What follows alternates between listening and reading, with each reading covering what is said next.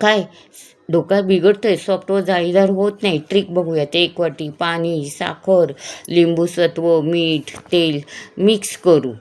ज्या वाटीने पाणी तेवढेच बेसन पीठ घेऊयात. रवा घालू त्यात. याने छान जाळी येते. चिमूटभर पिवळा रंग फेटून घेऊ. बॅटर तयार.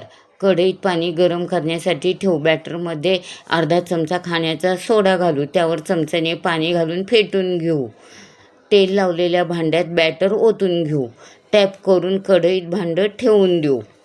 वरून झाकण घालू. 10 मिनिटे फुल वाफवून घेऊ व नंतर गॅस बंद करून 10 मिनिटे थंड होण्यासाठी तसंच ठेवू. तडका करू. नंतर तो काढायचा. मऊ जाळीदार स्पॉन्जी असा ढोकळा तयार. त्यावर आंबट गोड पाण्याचा तडका, कोथिंबीर, खोबरं. वाव, मस्त. एन्जॉय.